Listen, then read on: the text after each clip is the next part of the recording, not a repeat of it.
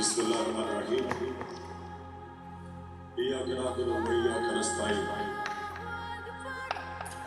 Mr. President,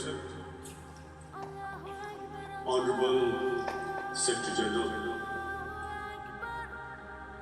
Excellencies, ladies and gentlemen, I feel honored today to represent my country at this Forum of World Leaders, where we have a chance to discuss problems that the world is facing. I want to talk about a lot of problems, but just four today. And I especially came to this forum despite a difficult time in my country, facing challenges. I would not have come, but because I feel that there's some very urgent problems which the world must address. So first of all, I start with climate change. So many leaders have talked about climate change. But Mr. President, I feel that there is a lack of seriousness. Perhaps world leaders some of the leaders who can do a lot, do not realize the urgency of the situation. We have a lot of ideas, but as someone said, ideas without funding is mere hallucination. Pakistan, I'll give you an example with my own country. Our country is amongst the top 10 nations in the world which are most affected by climate change. We depend upon our rivers. We are mainly an agricultural country. And 80% of the water in our rivers comes from our glaciers. The glaciers not just on the Pakistani side, even in India. The river, 80% of the water in Ganges and the Indian rivers also comes from the glaciers, from the Himalayan glaciers, Karakoram, Hindu Kush. And these glaciers are erupting at a point at a rapid pace. We detected already 5,000 glacial lakes in our mountains. And if this keeps going, if nothing is done, we are scared that humans are facing a huge catastrophe. In my country, when my party came to power in the province of KP, we planted 1 billion trees in 5 years. Now we've set ourselves a target of 10 billion trees in Pakistan. Idea being to counter the effects of global warming. But one country cannot do anything. This has to be a combined effort of the world. My optimism comes from the fact that humans, the Almighty has endowed humans with great powers. We can do anything, provided our survival instinct is stirred up. And this is really what I hope that the United Nations will take the lead in this. There must be more emphasis. Richer countries must be pushed. Countries that are responsible mainly are responsible for greenhouse gas emissions. They must be pushed because our country contributes a minuscule amount to greenhouse gases. So I feel that the United Nations must take leadership in this. My second issue for me right now is even more critical. Mr. President, every year, billions of dollars leave the poorer countries and go towards rich countries. Billions of dollars siphoned off by the ruling elites of the developing world. And they find their way into Western bank accounts, offshore accounts, tax havens, expensive properties hidden behind companies bought in Western capitals. Mr. President, this is devastating the developing world. This is causing more poverty, debts. It's impoverishing the developing world. The difference between rich and poor countries is growing because of this. Money laundering, which happens because money leaves the poorer countries into rich countries, is not treated the same as, for instance, money from drugs or terror financing. The seriousness which terror financing and money from drugs, the way it is treated, it's not the same. The way the poor countries are being plundered by their elites. It's not happening. In my country, when my charge of our government a year back, in the 10 years preceding that, our total debt went up 4 times. The debt we had accumulated in 60 years, just in 10 years it went up 4 times. As a result, the total revenue we collected in 1 year, half of it went into debt servicing. How are we going to spend money on a human being, 220 million people, when half the money is going into debt servicing? Because our country was plundered by the elites, the ruling elite. And easily they could get the money out. And when Mr. President, we located properties in Western capitals bought by this money through corruption and money laundering, located the properties of these corrupt leaders, we find it so difficult to retrieve it. That money, if we retrieve that money, we know human beings. But they are such, it's so difficult. The laws protecting these criminals. We do not have the sort of money to have expensive lawyers and spend millions and millions of dollars.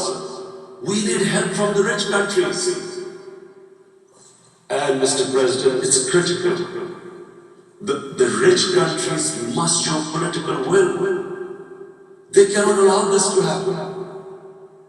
How can the poor countries spend money on human development, which the United Nations asks SDG? How are we going to do it? Well, this money can easily leave our countries. So, unless the rich countries intend to build walls to stop economic refugees coming as we see right now, they must take action. They must take action now. It must be a deterrent. Corrupt ruling elites should not be able to take money out easily and park it into foreign bank accounts and into these properties abroad. And I never understand why. Why do we have these tax havens? Why is this allowed? Why should rich people pay taxes? Why is it legal to say you have these tax havens where you have these secret accounts? Because the world is changing. The population of the world is growing.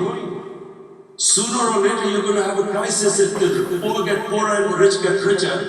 There is going to be a crisis sooner or later. So this is my second change.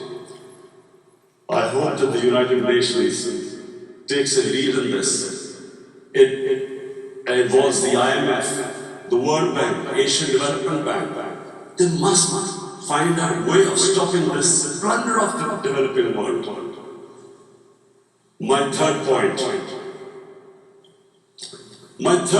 is Islamophobia. There are 1.3 billion Muslims in this world. There are millions of Muslims living in other countries, European countries, in the US, as minorities. Islamophobia since 9/11 has grown at a pace where it is alarming. Human communities live together. There should be understanding amongst them. But Islamophobia is creating a division. Muslim women wearing hijab, it's become an issue. It's become an issue in some countries. Hijab is some sort of a weapon. A woman can take off her clothes in countries, but she can't put on more clothes. How is this happening? Because of Islamophobia. And how did this Islamophobia start? After 9/11. And why did it start?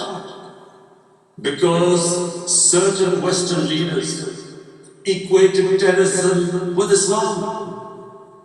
Islamic terrorism. Radical Islam. What is radical Islam? There is only one Islam. And that is the Islam we follow of Prophet Muhammad sallallahu alaihi wasallam. There is no other Islam. Radical Islam, Islamic terrorism. What message did they send to people in the West? And why is there Islamophobia? How is a person in New York, in the Midwest of the US, in European capital, how is he going to distinguish between who is a moderate Muslim and who's a radical Muslim? Because terrorism has nothing to do with any religion. This Islamic terrorism, Islamic radicalism, and sadly used by leaders, this has been the main reason for this Islamophobia. And it has caused pain amongst Muslims. We in Muslim countries watch this Islamophobia traveling abroad, and it's getting worse. And may I just say, Mr. President, that in European countries, it is marginalizing Muslim communities. And we all know that marginalization leads to radicalization. Some of the people who end up as militants in Syria and other places were from marginalized Muslim communities. And my point here is that we must address this issue. I'm sad to say that we Muslim leaders have not addressed this issue either. After 9/11, when this thing came about war against radical Islam, rather than Muslim leaders trying to explain to the West that there is no such thing as radical Islam, in all human communities, they are radicals, they are liberals and are moderate. All human communities, Christians, Jews, everyone has it. But Islam is not radical, neither Judaism, neither Christianity, neither Hinduism. No religion preaches radicalism. Or the basis of all religion is compassion and justice, which differentiates us from the animal kingdom. But unfortunately, the Muslim leadership was so scared of being called radical Islam that all of them became moderates. In Pakistan, we were in the eye of the storm, and our government coined a phrase called enlightened moderation. No one knows what it meant, but everyone started putting on Western suits that they were moderates, started speaking. Even those who didn't know English would speak English because they were moderates. No one had a clue what it was, because we, in the Muslim world, did not explain to the West that there is no such thing as radical Islam. One of the reasons why after 9/11 Islam was supposed to be equated with terrorism was suicide attacks. Because the 9/11 bombers did a suicide attack, all sorts of theories came up that the Muslims are involved in suicide attacks because they will get virgin in heavens. Some came up with, what about women? Suicide attacks. So this bizarre thing happened. No one explained. Suicide attacks and Islam were equated. No one did research that before 9/11, the majority of suicide attacks in the world were by Tamil Tigers, who were Hindus. No one blamed Hinduism, and quite rightly. What has Hinduism got to do with what desperate people were doing in Sri Lanka? We all know about, we've seen films about Japanese kamikaze pilots at the end of the Second World War doing suicide attacks. No one blamed the religion. But here we were, trying to prove we were moderates and not explaining to the West.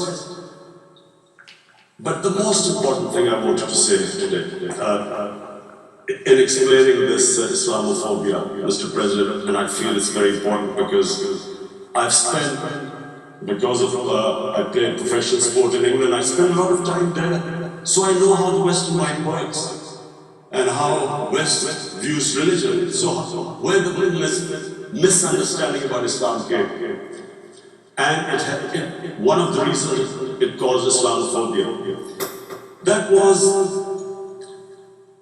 in 1989 this book was published, maligning, insulting, ridiculing our Prophet Muhammad sallallahu alaihi wasallam, and there was a reaction in the Muslim world. Couldn't understand what was the problem.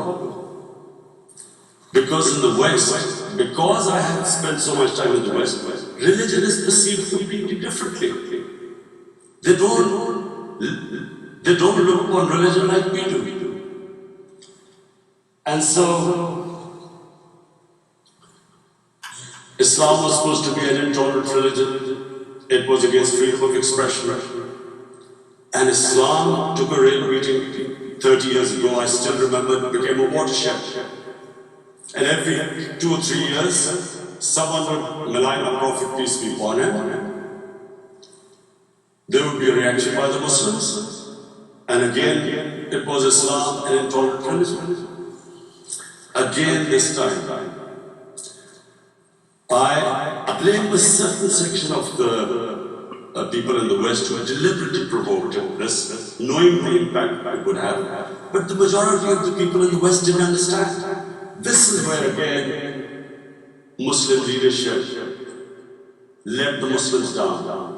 We should have explained to them what our Prophet, peace be upon him, means to us. So in 1 minute I'll try and explain what he means to us. Our Prophet was the witness to the divine book, the Holy Quran. The Holy Quran is the book of guidance for Muslims, and the Prophet's life was living the Quran. He was an example of what the Quran guided us to be. So, he is the ideal we all try to get to. The Prophet created the state of Medina, the first state in Islam. That state was the basis of a Muslim civilization which became the predominant civilization for the next 700 years. And what was that state? I hear such strange things about Islam that it is against women, it's against minorities. It was the first time a welfare state was set up. The state took responsibility of the weak, widows, orphans, poor people, handicapped. It taxed the rich, spent the money on the poor. The state announced that all human beings are children of Adam, hence equal, whatever the color of the skin. The state announced, the Prophet announced that, and slavery, the whole system depended on slavery as it did for many years in the Western societies. The Prophet said that one of the greatest deeds is to free a slave. But because the society depended on slavery, he said, but if you have to treat them as an equal member of the family. And as a result, something happened in the Muslim world which still hasn't happened in any other civilization. slave dynasties appeared, slaves became kings. The Mamluks, slaves who became rule Egypt. In India there were slave dynasties. And then, with minorities, again, you heard that Islam is supposed to be against minorities. Let me just make this clear. In Islam, the Prophet announced that everyone was free to practice his religion. It was a sacred duty to protect the places of worship of all religions. He announced that every person is equal in front of law, whatever his religion or his color. And this incredible case, and I always quote this, that the fourth Khalifa, the head of state of Medina, he lost a court case against a Jewish citizen. Prophet lives in our hearts. When he's ridiculed, when he's insulted, it hurts that as we human know, we human beings understand what. This RSS believed in the ethnic cleansing of Muslims from India. At one point there was racial superiority of the Hindu race. Secondly, it was hatred for the Muslims and for the Christians, because they believed that this golden age of Hindu civilization was stopped because of Muslim rule centuries back and then the British rule of India. So it was racial superiority and hatred for Muslims and Christians. This is openly stated. You look at the founding fathers of RSS, Golwalkar and Savarkar. Just Google them and you'll find out.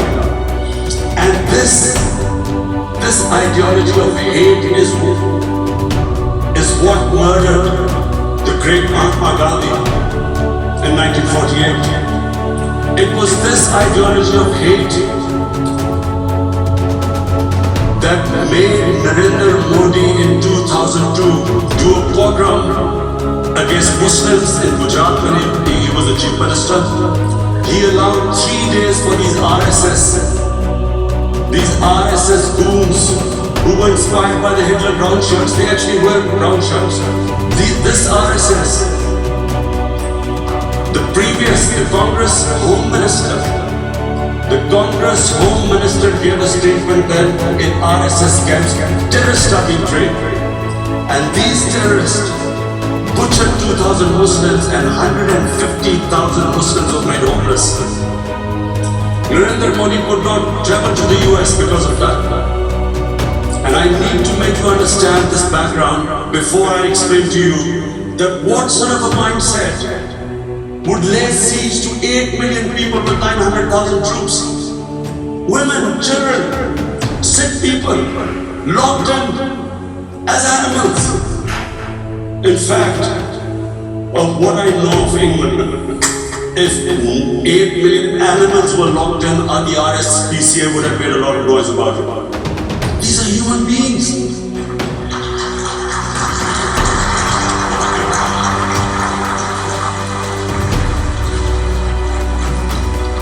And Mr. President, what comes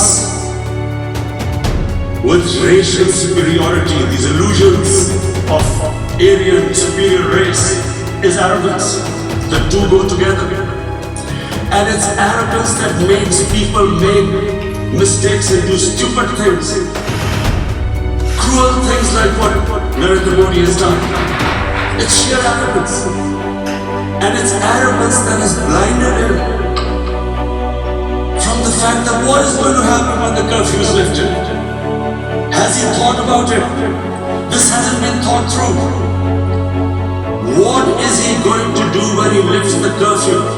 Does he think that people of Kashmir will quietly accept the status quo? Because India has changed the constitution and taken away the special status. They'll accept that. Mr. President, 100,000 Kashmiris have died in the past 30 years because they were denied the right by the United Nations, the right for self-determination. 100,000 have died and 11,000 women have been raped. There are 2 human rights, United Nations human rights reports on this. The world hasn't done anything because India has a huge market, 1.2 billion people. Sadly, the material prevails over the human. But this has serious consequences. Again, I repeat, that's why I'm here. Look, what is going to happen when the curfew is lifted will be a bloodbath. The people will come out. There are 900,000 troops there. They haven't come to, as Narendra Modi says, he's done this for prosperity of Kashmir. This is supposed to be for the development. These 900,000 troops, what are they going to do when they come out? There'll be a bloodbath. Has he thought it through what happens then? Mr. President, has anyone thought that what happens when there is a bloodbath? What do you think the impact will have on people of Kashmir? What do you think they will think? The way they have been boxed in their houses, treated right, worse than animals, no rights. Thousands of all the political leadership has been arrested, taken out of Kashmir. Even those Kashmiri leaders who are pro-India have been taken out. 13,000 boys have been picked up and taken to God knows which destinations. So what do they think? What will the people of Kashmir do when they lift the curfew? They will be out in the streets, and what will the soldiers do? They will shoot them. They've already used pellet guns, blinded young boys. In the last 6 years, the 5 years, the oppression that has gone on in Kashmir. And so, Kashmiris will be further radicalized. Mr. President, there will be another Pulwama. And guess what? India will blame us. They're already blaming us. They're saying all this is happening because of Pakistan. One of their defense ministers said, there are 500 terrorists lined up on the border to go in.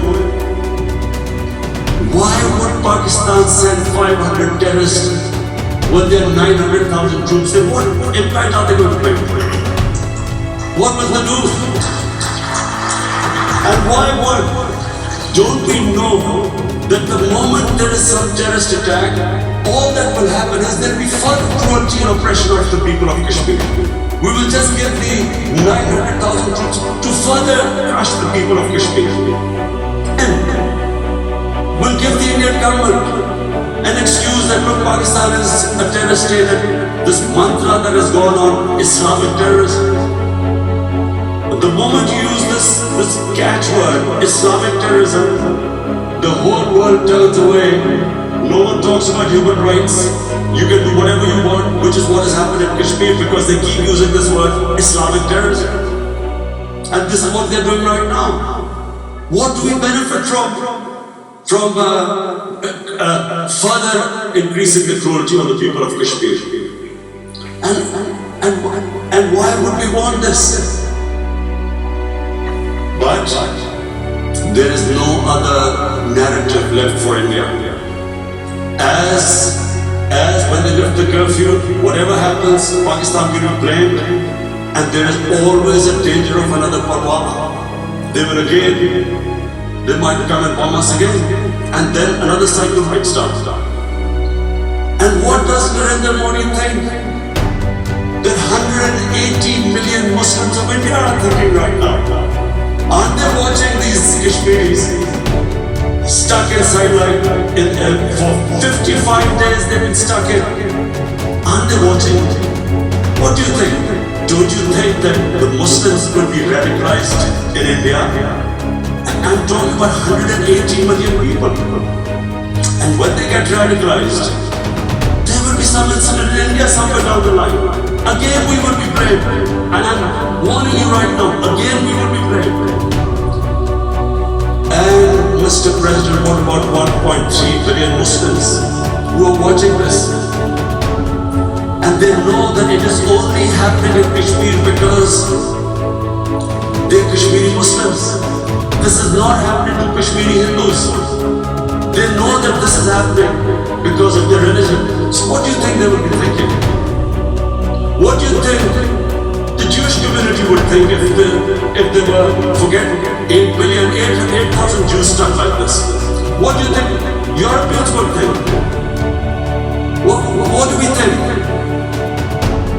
I mean, any human community, if their members are stuck like that, what do you think they would think? Are we a children of a lesser God? Is it not going to cause us pain? And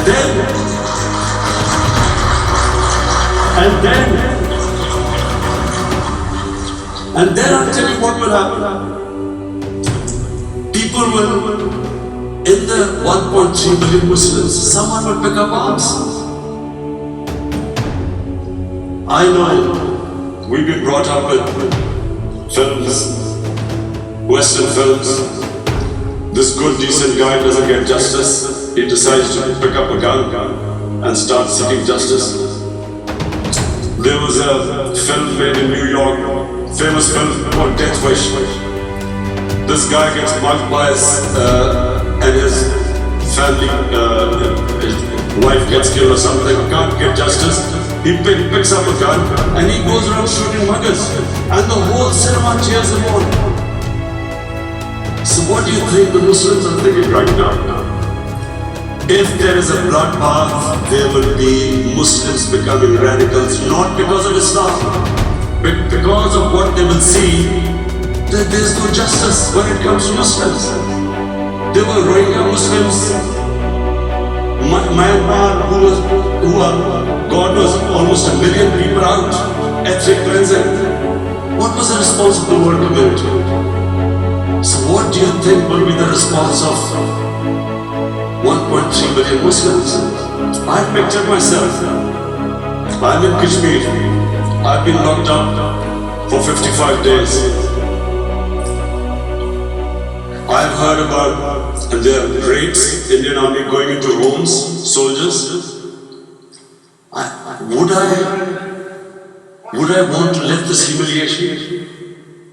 Would I want to live like that? I would pick up a gun. You're forcing people. You're forcing people into radicalization. When people lose the will to live, what is there to live for? And this is what, if you can do this to human beings, you are actually radicalizing people.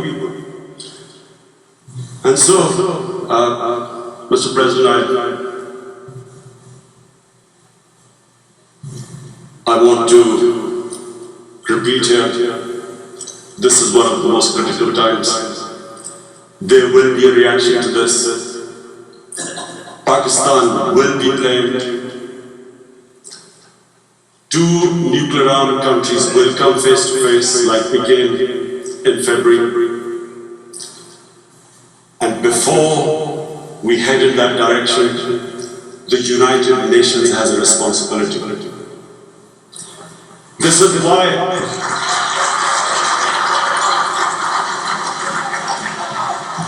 why the United Nations came into being in 1945. You were supposed to stop this happening. I feel we are back to 1939, Munich. Czechoslovakia has been taken, annexed. What is the world community going to do? Is it going to appease a market of 1.2 billion, or is it going to stand up for justice and humanity?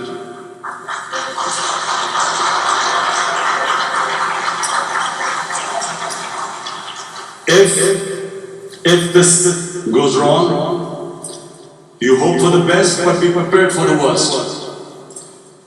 If a conventional war starts between the two countries, Mr. President, if a conventional war starts, and anything could happen, but supposing a country 7 times smaller than its neighbor is faced with the choice, either you surrender or you fight for your freedom till death, what will we do?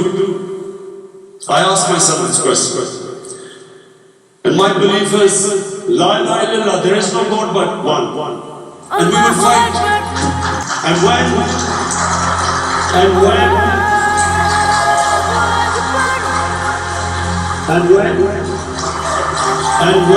a nuclear-armed country fights to the end, it will have consequences far beyond the borders.